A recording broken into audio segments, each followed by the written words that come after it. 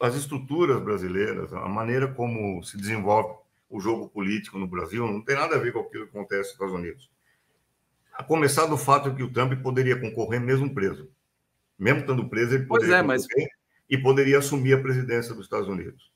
Em segundo lugar, você está falando do Brasil, que eu vou repetir de novo, é outro mantra meu, mas tem que repetir, porque você tem no Brasil um movimento que se chama Movimento PT, Movimento de Trabalhadores, que começou nos anos 70 e que se desenvolve até hoje, em associação com movimentos sociais, tipo MST e MTST, que constitui um fenômeno ímpar no mundo, uma coisa única no mundo.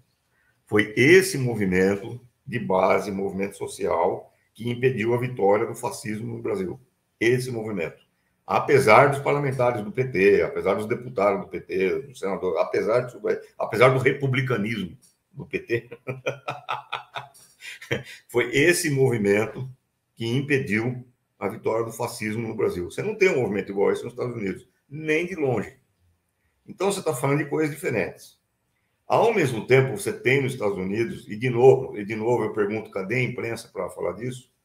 Vou te dar um dado só para você ter uma ideia do tamanho da tragédia hoje nos Estados Unidos.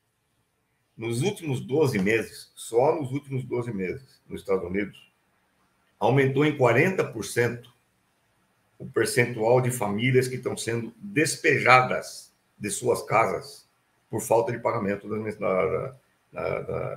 da dívida. 40%, um aumento de 40%. E lá não tem conversa, o oficial de justiça já vai com a polícia do lado. Quer dizer, o cara não entregou a casa, não tem jeitinho, não tem, dá mais um dia pra gente. Não tem isso. Você não entregou a casa, você vai preso. Lá não tem MST, não tem MTST, não tem nada disso, né? Não tem.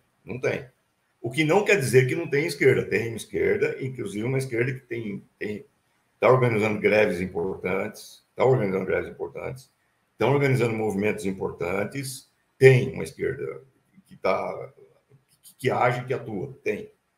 Não é verdade que não tem. Mesmo o Bernie Sanders, quando fez a candidatura dele nas últimas eleições, ele conseguiu uma rede de comitês pela democracia em apoio à candidatura dele, que foi um negócio impressionante. Milhões de jovens, principalmente, se associaram à candidatura dele, mostrando que existe nos Estados Unidos uma panela de pressão prestes a explodir. Agora, nessa situação social que está vivendo hoje os Estados Unidos, em que você tem filas de famintos, que para comer depende da ação de filantropia, como Rotary, Lions, e que 40 milhões dependem do food stamp, que é o selinho de comida lá para a família necessitada, numa situação como essa, em que as famílias estão sendo despejadas de suas casas, existe sim um grande perigo de que um cara como o Trump acabe ganhando as eleições, porque o negro desesperado, ele não está vendo solução com o Partido Democrata, acaba indo para o Trump para eleger o cara que talvez resolva a situação. Claro que isso associado à guerra nas redes sociais e na fake news, informação de bolha, a guerra cognitiva. Bom, se o Trump ganhar, a coisa muda muito aqui no Brasil, né?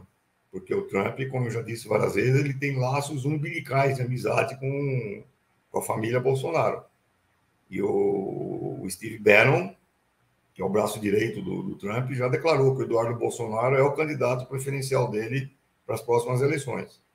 Então, aí você tem aqui no Brasil, então você tem um laço umbilical entre o Trump, se ele ganhar lá na Casa Branca, o próximo presidente dos Estados Unidos, e a família Bolsonaro. Isso é perigosíssimo, né?